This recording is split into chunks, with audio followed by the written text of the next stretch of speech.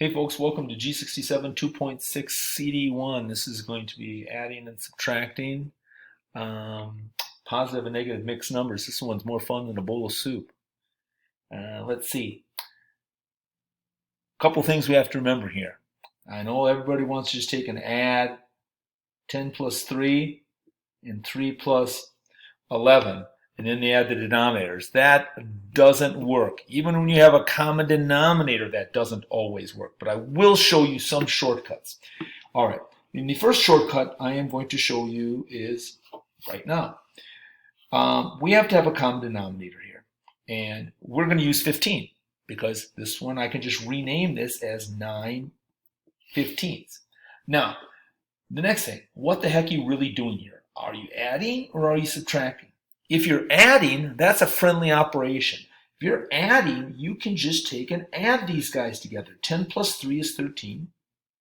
Of course, it's negative. And 9 plus 11, that's 20/15. And of course, that's also negative. Now, this is way too big. This is an improper fraction. I could rename that as, so I still have a negative 13. I could rename that as 1 and 5/15. Or you can think about this as 13 plus a negative 1 plus a negative 5/15. That's the way Sal Khan would think of it.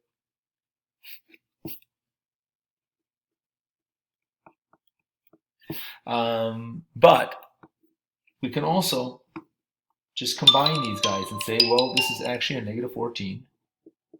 That's the 13 and the 1. And then this can be reduced down to 1/3.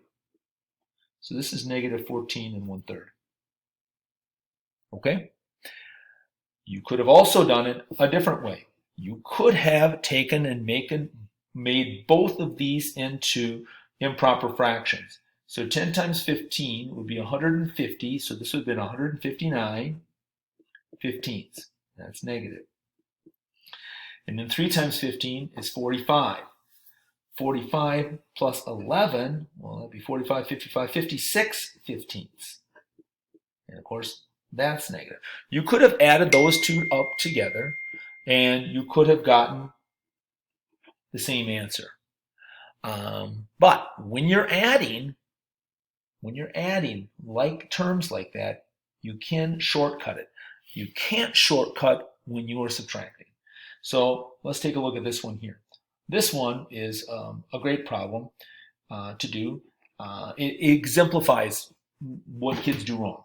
So let's go ahead and make this into 15s. Everybody's good on finding the common denominator. So we're just going to rename this. This would be 15, and this would be just a little bit fatter. This would be 10/15.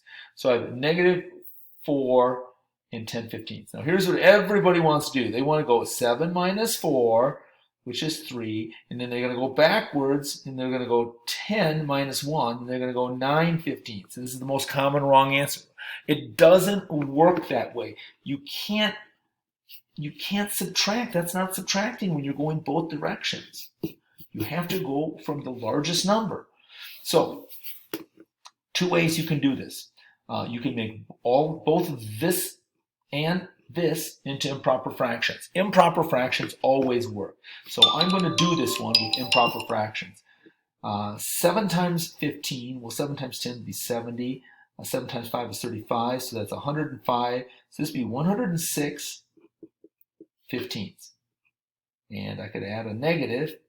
Well, 4 times 15 is 60. 60, this would be 70/15. And then I could find the difference. So the difference is really 106 minus 70. Well, that's going to be 36/15. And it's going to be positive because this has a greater absolute value. So it's a positive 36/15. And then I can simplify that down. I could call that, that would be in there 2 and 6/15. I could also I could divide these both by 3, the top and the bottom here. And I could get that down to, let me just slide over so you can see everything I'm doing here.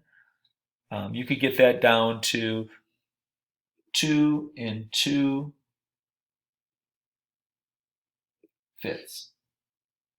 6 divided by 3 is 2. 15 divided by 3 is 5.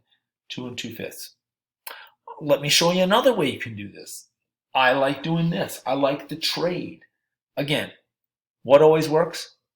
Go ahead and shout it out loud. Yes, improper fractions always work. Let me work this same problem using a trade versus an improper fraction.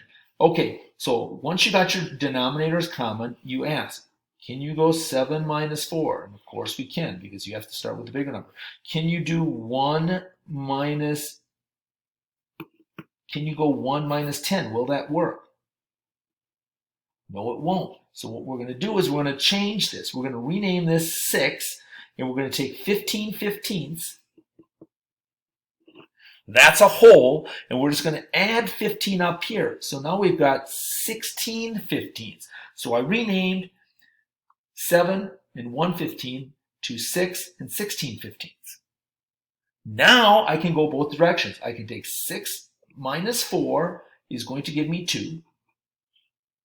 I've got 16 minus 10 is going to give me 6/15, and I'm right back where I started, where I'm going to get that down to 2 and 2/5. So I'm going to do the trade because that's what I like. And I think that's the most efficient, a little less math, a little less chance to make a mistake. However, when in doubt, just do improper fractions. It always, always works. All right, so now we're going to take a look at this guy here, 2b. Well, we have different signs, so we have to find the difference. So I already have the same common denominator. So I'm going to take a look here. Can I do 9 minus 7? Yes, I can. Can I do 8 minus 2? Yes, I can. Well, we don't need to make a trade here. 9 minus 7 is 2, and it's positive because this has a greater absolute value. 8 minus 2 is 6, and the denominator stays the same, 2 and 6/9, which we can reduce to 2 and 2/3. Just that simple.